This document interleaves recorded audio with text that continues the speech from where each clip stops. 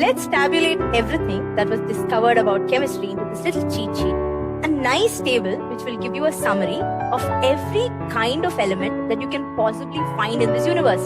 So as I talk, the scientists working really hard to find more elements.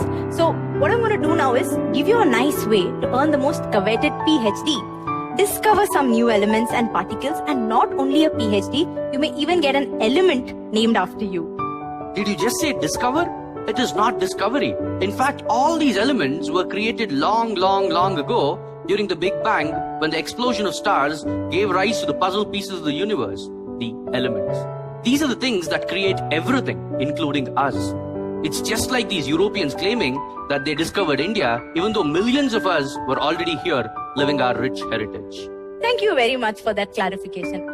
As he said, it's not discovery, but scientific verification. So what I want you to do now is to wrap your head around this, and later on in this module, we will let you in on some tricks to actually get that PhD. Everything in life has an order to it. Well, most of the times, be it the way in which your mom would want the clothes in your cupboard to be arranged, or the way in which your names are arranged in the attendance register, or the way in which cars are parked in the parking lot. All these are based on some logical order or grouping, right? So if I'm talking about the way in which your names are arranged in the attendance register, it's based on alphabetical order. You'll agree with me. Similarly, elements in chemistry are arranged very neatly in an organized fashion in a very special and important table called the periodic table. Early chemists did not know as much about elements as we do now. So they did not know how to organize elements as we do now. So they were actually on the lookout from the 1800s to sensibly arrange elements based on the properties they knew about them, like density, atomic mass, color, hardness, conductivity. The modern periodic table, the one we have now, is classified on what they finally settled on: the magical atomic number. So what is the periodic table?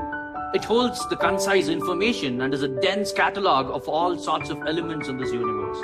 As of now, it is 118 of them, and this is one of the crowning achievements of human thought. We know 118 of them, but there could be many more. Let's break this word up and understand this better. Periodic and table. Why periodic? These 118 elements could have been placed in one line, but they are not. They are arranged in this very special order.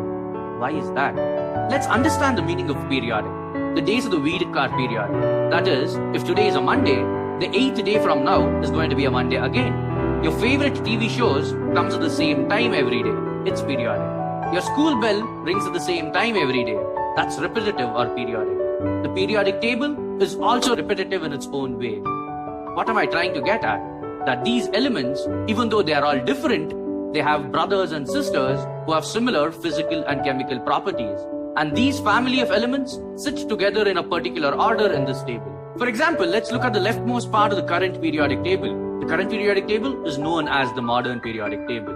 Now, let's look at the leftmost part of this particular table. It's got lithium, sodium, potassium, rubidium, cesium, francium. And all of these elements are very reactive to water. That is, if you expose them to water, they can go boom. And they are also very good conductors of electricity. This family of elements is what we call as alkali metals. Similarly, look to the far right of the table. You have helium, neon, argon, krypton, xenon, radon. And all of these are known as noble gases. Why noble gases? Because true to their name, they are all noble. They don't react with other elements, unlike the alkali metals that we just spoke about. You'd have probably heard of neon and xenon lights. Neon lights are the ones that glow on the signboards, and xenon lights are used in cool cars on their bumpers. Actually, don't break your head over it too much. We'll get deeper into it as the chapter progresses.